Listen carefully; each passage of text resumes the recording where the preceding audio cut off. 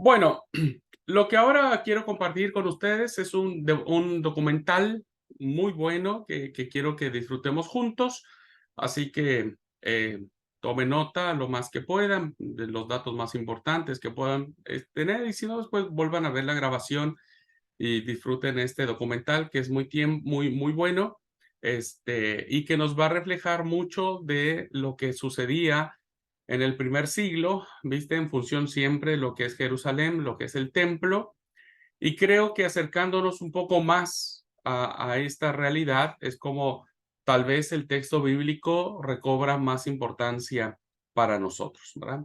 Así es que bueno, vamos a ver este documental, se los voy a compartir, disfrútenlo. Solamente díganme si el sonido, si el sonido si se escucha el video, por favor, háganmelo saber. Voy a poner un poco.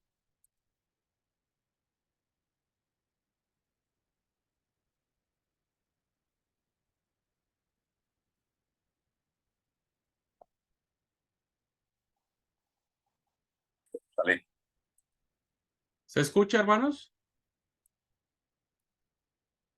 Quiero ver acá. Mm, ¿Sí? No, Sí. creo que no. ¿Sí o no? No, yo no escuché. Ahí va otra vez. A ver, voy a poner otro poquito. Para los cristianos, los hechos más importantes. Ahora Ay. sí. Bueno. Sí, sí. Listo, hermanos. Vamos a ver este documental. De la historia ocurrieron aquí.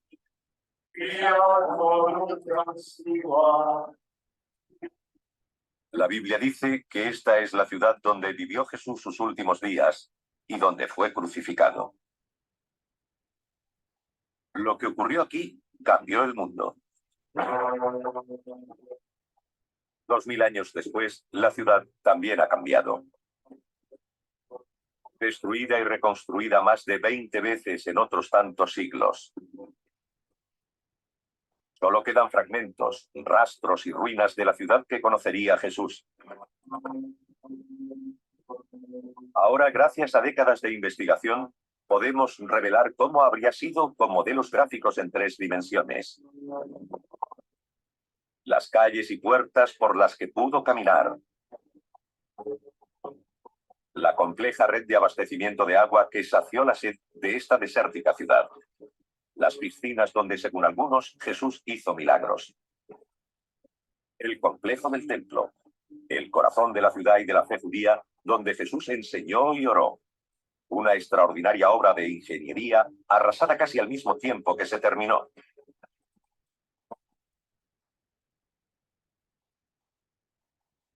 Revelaremos el mundo perdido de los evangelios. El Jerusalén de Jesús.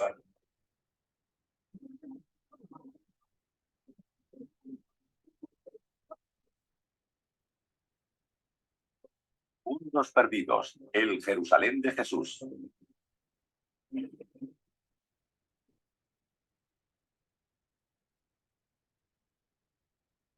En tiempos de Jesús, Jerusalén era el corazón de Judea, el reino de los judíos. Un pueblo definido por su religión.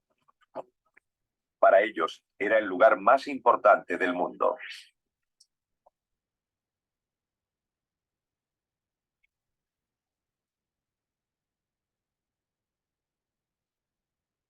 Los evangelios describen 3 ocasiones diferentes en las que Jesús vino a esta ciudad. 40 días después de su nacimiento, cuando sus padres lo llevaron para presentarlo en el templo. A los 12 años, cuando departió con los doctores. Y la última semana de su vida. Entró triunfante en la ciudad y salió para morir en la cruz. En el siglo I, Jerusalén era el centro del mundo judaico. Había un fuerte contraste entre el lugar de donde provenía y el Jerusalén al que llega. Su hogar era Nazaret, un pequeño pueblo a 120 kilómetros al norte. Nazaret tenía fama de rudo y primitivo. Todo lo contrario a Jerusalén. Llegaba del campo a la ciudad. Cuando Jesús entró por primera vez en Jerusalén, debió quedarse sobrecogido por esa construcción enorme, en comparación con lo que había alrededor. Esta edificación es el monte del templo. Para los investigadores que intentan reconstruir el aspecto de la ciudad en el siglo I, supone un desafío singular. La mayor parte desapareció al ser destruido décadas después de la muerte de Jesús por el ejército romano. Y como es lugar sagrado para tres de las grandes religiones del mundo, el judaísmo, el cristianismo y el islam, no se han permitido las excavaciones desde hace más de 150 años. Sin embargo, a través de un trabajo detectivesco y el estudio de documentos antiguos, ahora es posible reconstruir el monte del templo como Jesús lo conoció y descubrir los secretos de su construcción. Fue idea de Herodes el Grande, rey de Judea en la época del nacimiento de Jesús.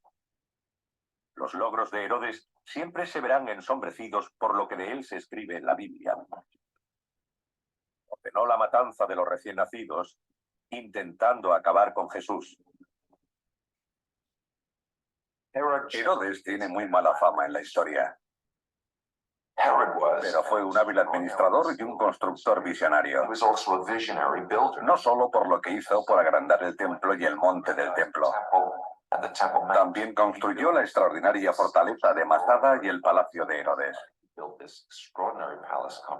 Quería ser recordado. Quería ser Herodes el Grande. El mundo en el que vivió Jesús fue organizado por el que quiso matarlo. Hacia el año 15 a.C., Herodes había decidido construir un nuevo templo, mucho más grande que el que había. Triplicaría el tamaño del existente para cubrir una extensión equivalente a 25 campos de fútbol. Y lo rodearía de enormes murallas. Pero se enfrentó a dos grandes problemas.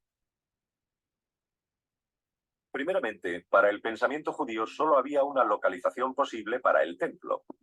Habría que demoler la construcción existente y los sacerdotes no confiaban en él. No creían que pudiera terminar su obra. Para demostrar sus buenas intenciones, mandó extraer toda la piedra necesaria para el nuevo edificio antes de comenzar las obras. 1 millón de toneladas. De todos los rincones de la ciudad. Tardaron 8 años. El mayor desafío era que la cima del monte del templo terminaba en pico, no en meseta. Y era demasiado pequeña para los planes de Herodes. Pero dio con una solución sencilla, aunque ambiciosa. Agrandó la montaña. El monte del templo que Jesús conoció fue la mayor estructura hecha por el hombre sobre la tierra. El suelo de la plaza, que podría acoger a 250.000 personas, era un techo que cubría una red de cámaras. En el monte del templo actual vemos una gran zona lisa nivelada, pero está construida artificialmente. Hay una montaña oculta en el centro. La montaña sería así, y lo que se añadió es suelo suspendido hasta aquí, sostenido por murallas en los extremos. ¿Cómo se suspende un suelo así? Con multitud de arcos y cámaras debajo. En el extremo suroeste del monte del templo hay 4 niveles de arcos que forman salas abovedadas. Cada arco mide 6 metros de ancho por 6 de alto. Esta técnica arquitectónica era bien conocida en la época de Herodes. Los romanos la usaron profusamente. La diferencia es que los hombres de Herodes no emplearon hormigón, sino piedra caliza local. El resultado fue una obra de ingeniería perfectamente ejecutada con 3 grandes ventajas. Era resistente, como para aguantar el peso de decenas de miles de peregrinos. Era duradera. Debía durar eternamente. 2000 años después, el mismo edificio sigue ahí, resistente e impresionante. y era ligera. Si Herodes hubiera probado la otra alternativa, que consistía en colmatar este espacio, la carga sobre los muros habría resultado excesiva. Tendrían que haberlos hecho más gruesos o se habrían derrumbado. De todos modos, los muros que rodeaban el monte del templo eran enormes. Tenían 4,5 metros de grosor y 36 de altura. Estaban hechos de bloques de piedra labrados a mano.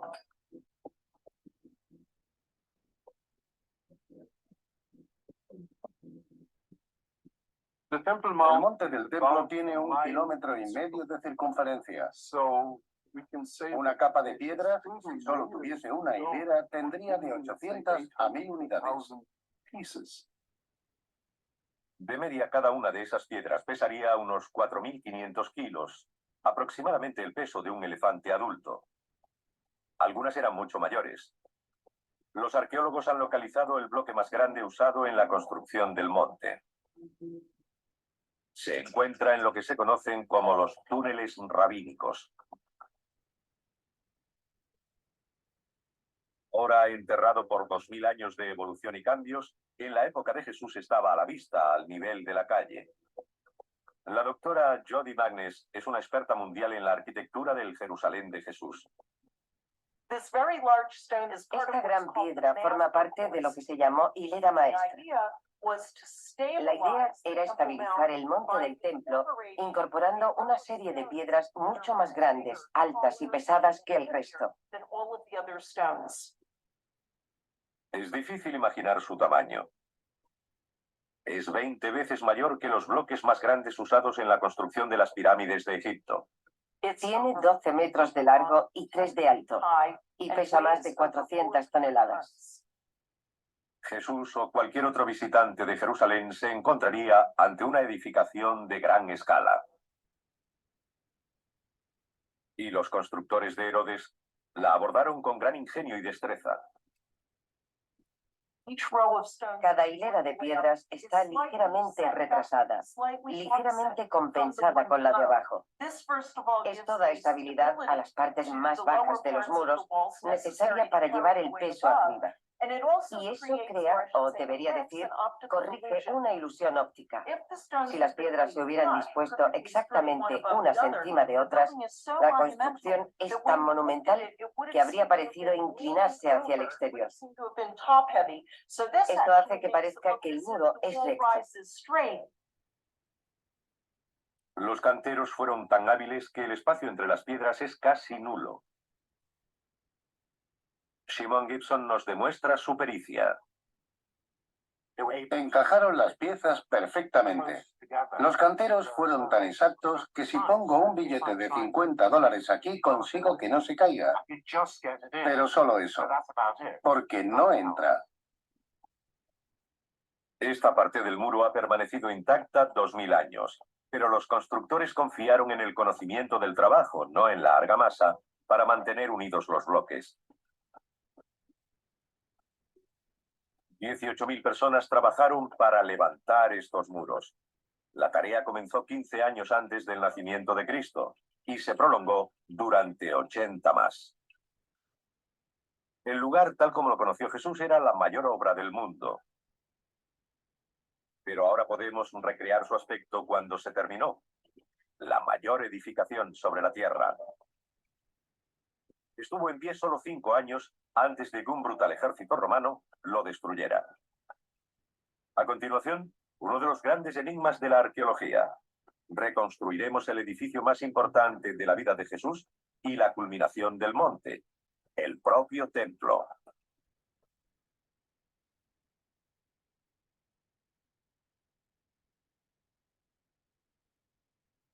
Según el Evangelio de San Marcos, Jesús señaló hacia el monte del templo de Jerusalén y dijo: ¿Veis estos grandes edificios? No quedará piedra sobre piedra que no sea derribada. 40 años después, estas palabras demostraron ser proféticas. El ejército romano, aplastando una revuelta judía, destruyó el templo. Para los investigadores actuales, el resultado es uno de los retos más seductores de la arqueología bíblica. recrear el templo como se alzaba en medio del monte. Se ha necesitado el trabajo de generaciones de científicos y eruditos para construir una imagen de lo que Jesús habría visto cuando llegó aquí. Al entrar en el monte del templo, cruzaría una serie de patios o espacios abiertos. Pasaría ante una señal escrita en griego, advirtiendo a todos los extranjeros o no judíos de una muerte segura si traspasaban cierto punto. Después llegaría al patio de las mujeres, el último lugar donde estaba permitida la presencia femenina. Era el patio exterior del propio templo o santuario. Al subir 15 peldaños semicirculares, llegaría a la puerta bella que llevaba al patio de Israel, abierto solo para judíos varones purificados según el ritual. Jesús no podía haber pasado de ese punto porque solo los sacerdotes podían entrar en el templo. Al Sancta Sanctorum, en la parte trasera del templo, solo podía entrar el sumo sacerdote una vez al año, el día de la expiación. Reuniendo las pruebas de las fuentes escritas, es posible establecer el aspecto exterior de este santuario tan celosamente guardado. Los arqueólogos han calculado su altura comparándolo con la edificación existente en la actualidad, la cúpula de la roca musulmana. El edificio musulmán tiene exactamente la mitad de la altura del templo en tiempos de Herodes y Jesús. Esta estructura cavernosa tenía la altura de un edificio de 15 pisos. Nuestros investigadores quieren saber cómo se las arreglaron los constructores del templo para erigir tal edificio con las herramientas y grúas tan primitivas de la época. Es evidente que se habría requerido gran cantidad de mano de obra. Los relatos dicen que debido a la condición sagrada de cada piedra del edificio, 1000 sacerdotes fueron adiestrados como canteros. El doctor Guy Stabile ha identificado rastros de las canteras. Es increíble que esta curva se haya conservado tan bien. En una gruta a 3 kilómetros de Jerusalén ha encontrado una serie de marcas de cincel. Tienen la misma forma que las piedras usadas para construir el monte del templo de Herodes.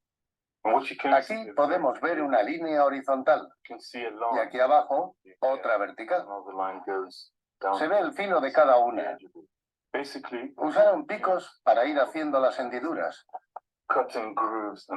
y barras para hacer palanca y arrancar la piedra de la cueva, de la pared de la cueva. Algunas de esas herramientas se siguen usando hoy. Pero en la época de Jesús, los trabajadores no disponían de camiones o excavadoras. Aquí se ve que a partir de la marca del cincel hay una línea muy clara. Cuando se sacaba la piedra, se podía dar la forma exacta que querían los arquitectos. Todo eso se hacía aquí, porque después había que arrastrar los bloques hasta el monte del templo o a otra zona de construcción. Si se eliminaban las partes innecesarias, tendrían que arrastrar mucho menos peso. Fueron muy prácticos.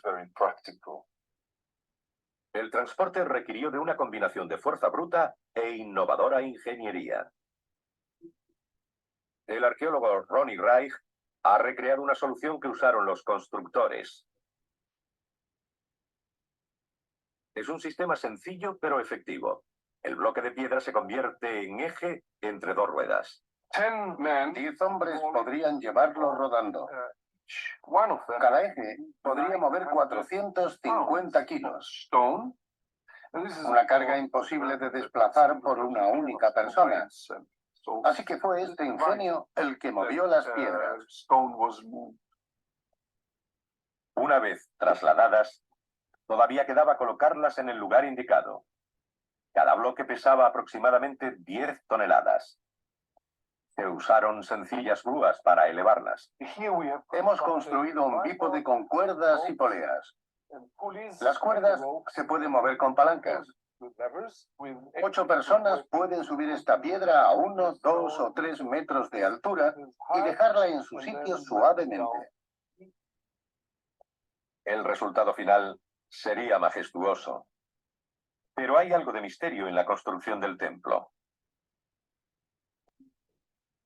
El escritor Josefo dice que el templo estaba cubierto de mármol y oro, y que desde lejos parecía una montaña cubierta de nieve brillando al sol.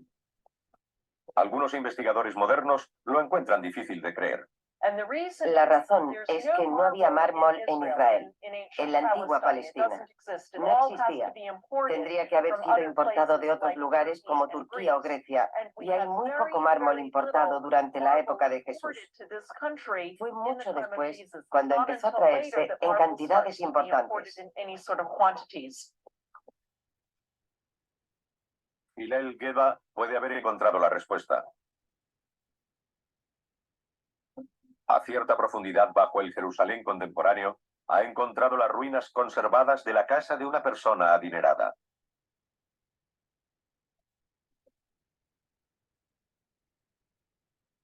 Los muros y techos están cubiertos de complejos dibujos. Y estos muestran que los constructores de Jerusalén trabajaron el yeso creando la ilusión de que era piedra. Este muro ha sido tallado para imitar los bloques que conformaron los muros del monte del templo. Esta es una imitación en escayola de la construcción de grandes bloques. Cada bloque tenía un marco. Está en blanco, sin decoración, pero hay otros ejemplos que la tienen. Parece posible que en la fachada del santuario se usara una ingeniosa técnica. En mi opinión, cuando nuestras fuentes describen el templo con mármol o cubierto de mármol, lo que realmente quieren decir es que el edificio estaba hecho de una brillante piedra blanca, o quizá de piedra cubierta de estuco brillante. Ahora podemos mostrar el templo como habría sido cuando vivió Jesús. El punto central de la ciudad, blanco y oro, con columnas de humo elevándose desde los altares de los sacrificios. El edificio fue un imán para creyentes de todo el Oriente Próximo. Cuando Jesús llegó a Jerusalén para su última Pascua, pudo haber más de 200.000 visitantes. Jerusalén tenía que acogerlos. Mientras los peregrinos se ocupaban de sus asuntos espirituales, la vida diaria de esta desértica ciudad estaba dictada por algo mucho más básico: la necesidad de agua.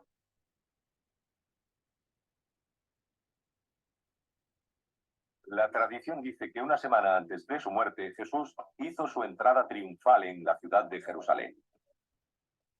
La multitud se congregó para darle la bienvenida, cantando y agitando palmas. Muchos eran sus seguidores, pero la ciudad ya estaba llena de gente que había llegado para celebrar la fiesta de la Pascua. La población normal de Jerusalén en tiempos de Jesús era de algo menos de 30.000 personas. Pero durante la época de las fiestas, en ese caso la Pascua, podía llegar a haber 10 veces más, unas 300.000. En ese momento Jerusalén era el asentamiento de mayor crecimiento de Oriente Próximo. Recibía más de 1 millón de visitantes al año. Nuestros investigadores han intentado hacerse una idea del probable aspecto de la ciudad y de cómo lograban acoger a aquel enorme flujo de gente.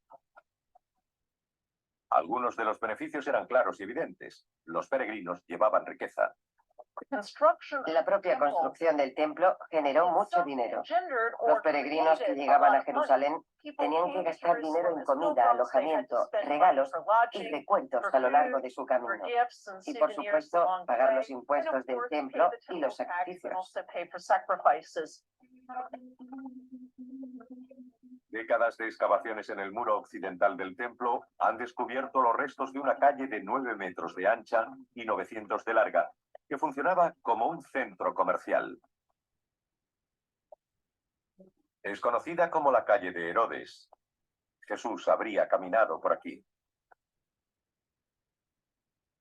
Esta es la calle principal de Jerusalén. Hay que imaginarse el gran número de personas que venían aquí para comprar y vender en los muchos puestos callejeros. Todos eran peregrinos. Era el corazón de Jerusalén. Algunos arqueólogos llaman a este lugar Wall Street, reconociéndolo como el corazón económico de la ciudad. También han reunido pruebas de la relación entre esos intereses comerciales y la vida espiritual del templo. El examen de la muralla en el extremo meridional de la calle revela los restos de un arco. Es conocido como el Arco de Robinson. Con más de 15 metros de altura y una envergadura de al menos 12, sirvió como una de las principales entradas al complejo. Y en su base, situados contra los muros del monte del templo, habría puestos que venderían productos a los peregrinos. La zona que desembocaba en las grandes escaleras era conocida como el Arco de Robinson. Debió florecer con el comercio, porque la gente que se dirigía al templo era asaltada por vendedores que les ofrecían sus mercancías. Jesús debió encontrarse con una escena así cuando entró en el templo. Curioso por lo que vio, se enfrentó por primera vez a las autoridades. Se dice que se abrió camino hasta una zona llamada el Patio de los Gentiles. Como todos los judíos varones, tuvo que pagar el impuesto de 2 siclos. La moneda especial necesaria solo se podía comprar a los cambistas del complejo del templo. Tenían fama de corruptos. El cambio de moneda debía ser una actividad fraudulenta. Los cambistas se aprovechaban de la gente inocente de los pueblos que no estaba acostumbrada a la vida en la ciudad. Jesús debió ver cómo estafaban a aquella gente y eso le enfureció. Esta es la única ocasión en los evangelios en la que Jesús muestra ira. Para Jesús se habían rebasado los límites del templo y quiso echarlos. Tiró las mesas, destrozó los puestos y les dijo: ¿qué estáis haciendo? Habéis convertido la casa de mi padre en una cueva de ladrones.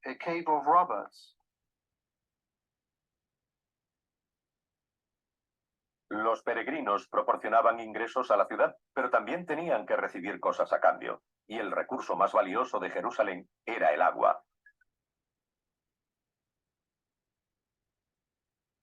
Jerusalén era y es una ciudad desértica. Está a 760 metros sobre el nivel del mar. El río más cercano está a 40 kilómetros de distancia.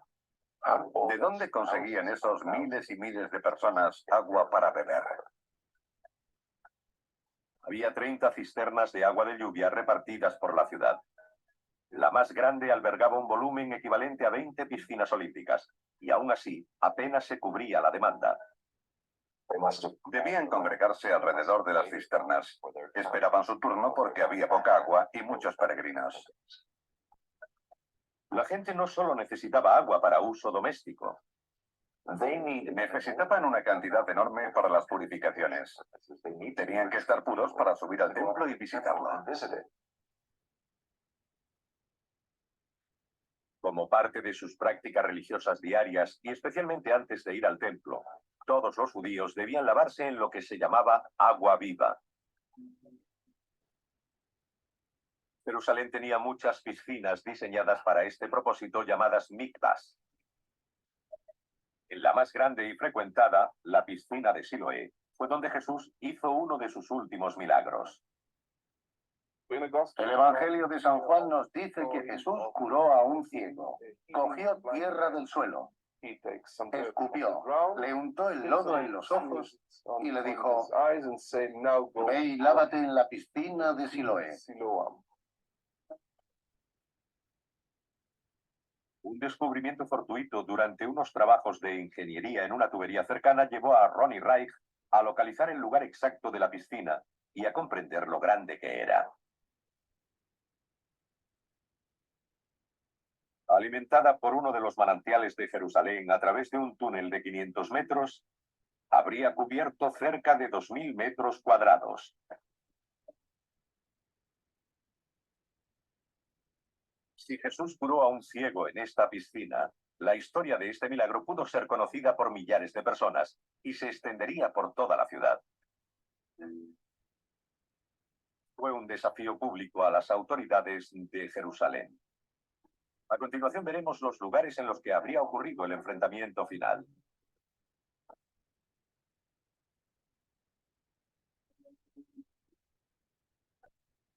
A medida que investigadores, arqueólogos y eruditos bíblicos intentan comprender la metrópolis que fue Jerusalén en tiempos de Jesús, emerge una imagen extraordinaria. Esta es una ciudad desértica, obsesionada con el agua, donde los asuntos espirituales rigen todos los aspectos de la vida diaria, donde la ingeniería práctica e innovadora se da la mano con el misticismo, donde en las festividades religiosas la multitud se congrega en puntos claves de la ciudad. Simon Gibson ha formado parte del equipo que intenta desentrañar y recrear el lugar más intrigante, la piscina de Betesda. Situada al norte del templo, fue el lugar donde, según el Evangelio de San Juan, Jesús le dijo a un paralítico: levántate y anda. Los arqueólogos han excavado hasta los 12 metros de profundidad a través de 2000 años de escombros, para desenterrar el lugar tal como debió verlo Jesús. Lo más fascinante es que incluso antes de que él llegara aquí, se decía que esta piscina tenía poderes curativos. Cuando Jesús llegó a la piscina de Betesda, había una cola de ancianos, tullidos y ciegos. Todos esperaban su turno para entrar. El hombre al que curó Jesús llevaba mucho esperando la oportunidad de bañarse en sus aguas. Y lo que ha descubierto Simon Gibson encaja en la historia. Los escalones de la época de Jesús están muy bien conservados. Como pueden ver, hay una serie de escalones con un descansillo entre cada tramo. Esos rellanos encajan bien con la historia del Evangelio de San Juan, que dice que los enfermos se metían en la piscina y Jesús hacía los milagros. Los enfermos eran llevados a descansar en los rellanos de los escalones y a bañarse en sus aguas, porque hacían burbujas y se volvían rojas como sangre. Simon Gibson investiga el sistema oculto de túneles y pozos que regularon el paso del agua a la piscina de Betesda.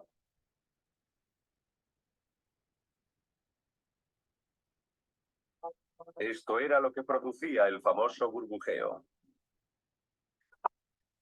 Esta es la zona de las compuertas. Hay dos aberturas, una más grande arriba y otra más pequeña en el fondo. Las compuertas controlaban de manera precisa la profundidad del agua de la piscina. Se podía acceder a ellas a través de un pozo vertical de 15 metros abierto en la roca. Voy a ver si puedo.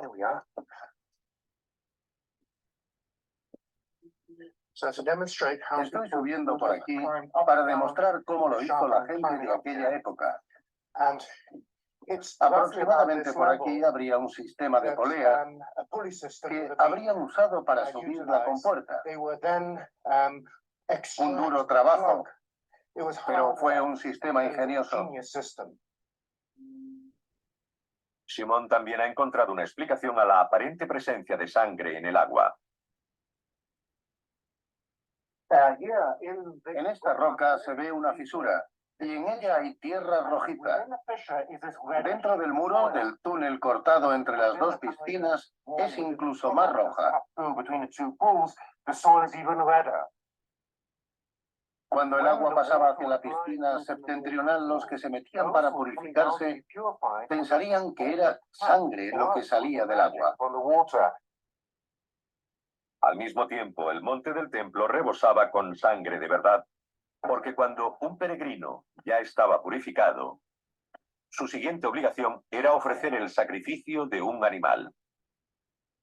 En momentos de grandes celebraciones como la Pascua, que llevó a Jesús a la ciudad en los últimos días de su vida, se mataban gran cantidad de animales a la hora. Era un sacrificio a escala casi industrial. En Pascua se sacrificaban varios miles de corderos en un solo día. Este es el entorno de los últimos días de Jesús. Tenemos una imagen clara de cómo era Jerusalén en la época en la que fue detenido, juzgado y condenado. Pero muchos quieren saber aún más. Situar los lugares donde ocurrieron los hechos. No solo son historiadores y arqueólogos. Todos los años, cientos de miles de peregrinos llegan a la ciudad con la esperanza de caminar por donde lo hizo Jesús. Pero en 2000 años de reconstrucciones y cambios, la ciudad ha crecido y también las historias. Se ha hecho difícil separar la realidad del mito. Un claro ejemplo es el lugar donde Jesús hizo su última cena. Desde entonces, el modo en que partió el pan dio lugar a la comunión en las misas cristianas. Y por eso viene tanta gente a esta sala, la Senecal o habitación superior en el monte Sión, porque muchos creen que ocurrió aquí.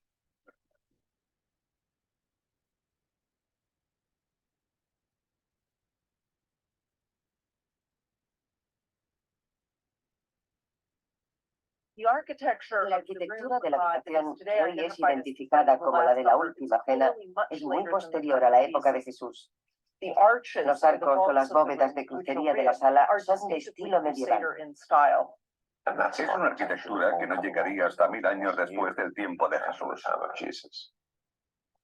Estos techos abovedados pertenecen al siglo XII, cuando los ejércitos cruzados europeos luchaban con las fuerzas musulmanas por el control de Tierra Santa. No tenemos pruebas arqueológicas de que la última cena se celebrara en esta sala, ni siquiera en la zona donde está situada. Es la tradición que ha identificado el lugar como escenario de la última cena. En este lugar se alzó una de las primeras iglesias cristianas, pero también hay una mezquita y acoge otros edificios. Es posible que la última cena se celebrara en una casa particular de Jerusalén. Habría tenido un aspecto completamente diferente del de la iglesia. Habría sido en una casa normal. El techo habría tenido sencillas vigas de madera y no habría arcos y bóvedas como las que vemos hoy.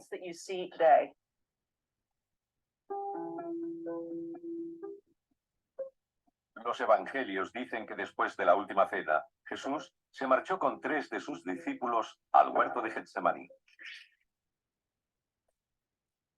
De nuevo, es difícil determinar la situación exacta, pero está claro que fue al pie de lo que hoy se conoce como Monte de los Olivos. Getsemaní significa molino de aceite. El huerto de Getsemaní parece ser un pequeño recinto situado en la parte superior de lo que conocemos como Monte de los Olivos, al noreste del templo, al noreste de la ciudad. Parece ser el lugar donde Jesús subió a orar la noche anterior a ser detenido. Tras una noche de oración, fue apresado por hombres que actuaban en nombre de las autoridades del templo. Jesús fue prendido en el huerto de Getsemaní antes del amanecer, en la hora más oscura antes del amanecer. La pregunta es, ¿dónde fue llevado? Este es el gran desafío de los investigadores. Trazar la secuencia de los hechos conocidos como la Pasión de Cristo. 2000 años después intentarán reconstruir los pasos que llevaron a Jesús hasta su crucifixión.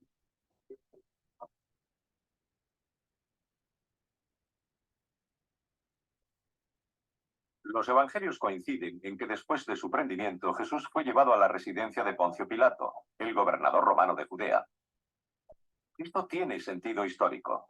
El Imperio Romano ejercía un férreo control sobre la ciudad. Una gran decisión política, como la ejecución de un aparente rebelde o un revolucionario como Jesús, debía ser tomada por un representante de Roma. De nuevo, la tradición vuelve a ir unida a un lugar concreto. En este caso, a donde Jesús fue azotado, sometido a escarnio y sentenciado. Generaciones de peregrinos han creído que ocurrió en la fortaleza Antonia. Era el cuartel general de la guarnición romana destacada en Jerusalén. Ahora queda poco de ella, pero los investigadores han logrado reconstruirla a partir de textos antiguos.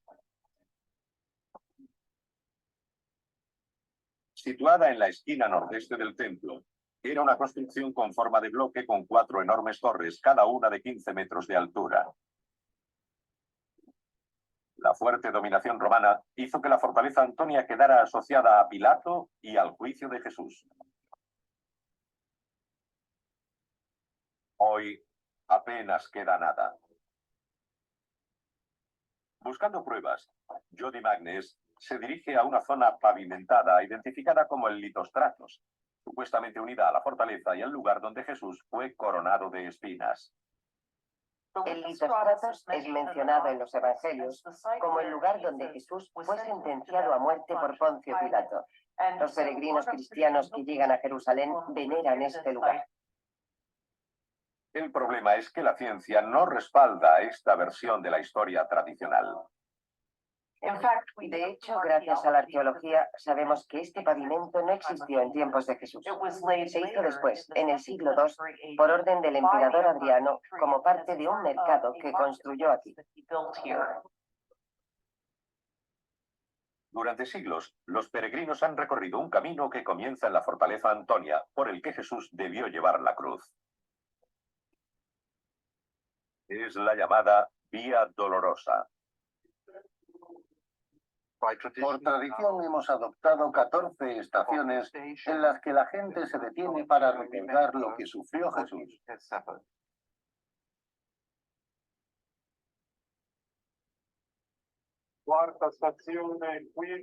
Pero apenas hay pruebas de que este sea el camino correcto. Puede que la gente esté equivocada al querer seguir los pasos de Jesús en el punto y lugar donde se enfrentó a Poncio Pilato, donde los soldados lo tuvieron en cautividad y donde le clavaron la corona de espinas. La afirmación de que este es el camino que siguió Jesús está basada en una idea errónea, que la residencia de Pilato y el cuartel general de las tropas eran el mismo lugar. Los datos recientes sugieren que Pilato probablemente vivió en otro edificio, un palacio construido por Herodes. Ahora sabemos que, en contra de la tradición medieval, el juicio de Jesús se habría celebrado en el viejo palacio de Herodes el Grande, el Praetorium, donde estaría alojado el gobernador Poncio Pilato. No se han encontrado rastros de este palacio, pero sabemos que estuvo situado al suroeste del templo.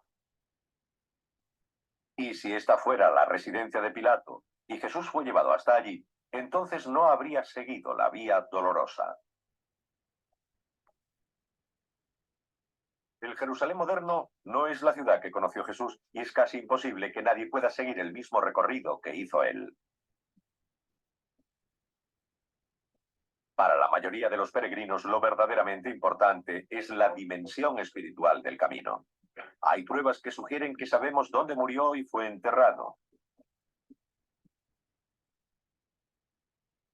Las escrituras hablan del Gólgota, el lugar de la calavera, como el sitio donde murió. Hoy, como han hecho durante 1500 años, los creyentes dicen que ese lugar estuvo aquí, donde se alza la iglesia del Santo Sepulcro, en el centro de Jerusalén.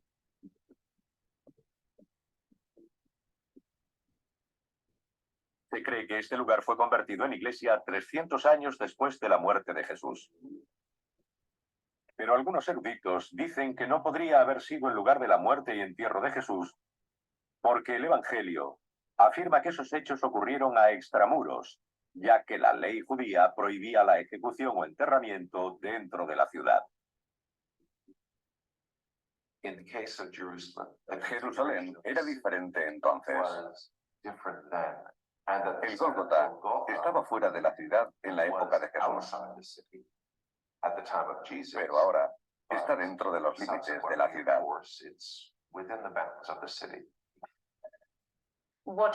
Basándonos en excavaciones arqueológicas, ahora sabemos que la zona de la iglesia del Santo Sepulcro, en particular la rotonda, formó parte de un cementerio mucho mayor.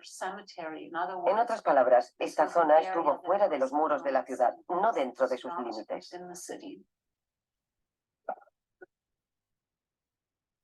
En un extremo de la iglesia, Jody Magnes encuentra pruebas de que aquí se hicieron enterramientos hace 2000 años. Aquí vemos un ejemplo de la típica tumba judía de Jerusalén en tiempos de Jesús.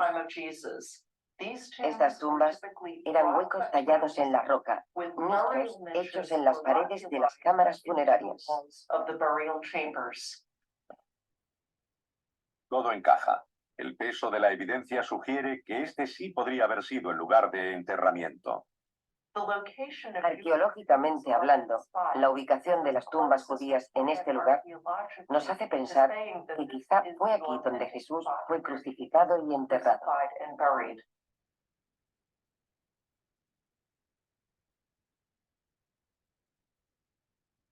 Jerusalén es una ciudad extraordinaria y podemos recrear una detallada imagen de cómo fue hace 2000 años.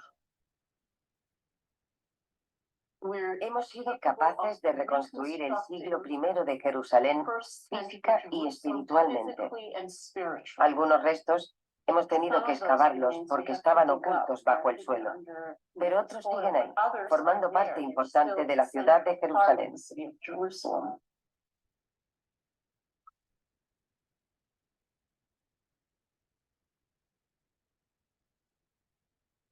Reconstruyéndola, hemos conseguido una imagen de un tiempo y una vida que, sea cual sea nuestra religión, tuvo un importante papel en la forja de nuestro mundo.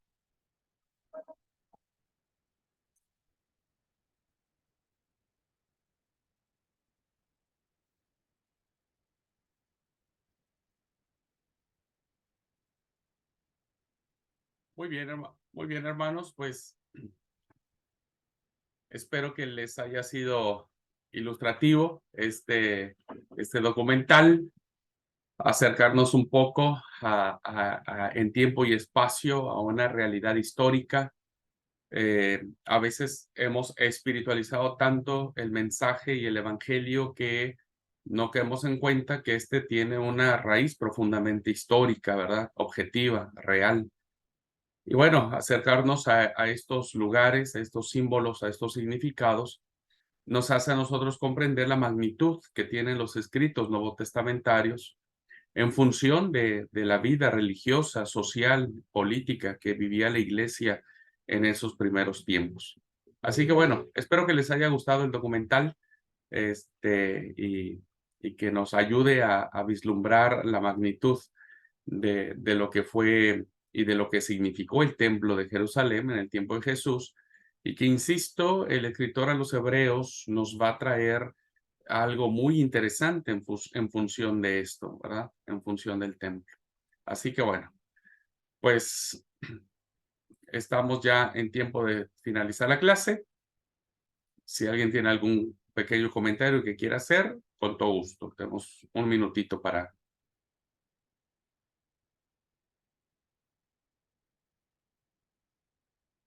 Bueno, Permiso, sí, rapidito. Bueno, la verdad es que está muy bueno el documental. Habría que tener mano más ágil para poder tomar notas de tanta información tan linda, ¿no?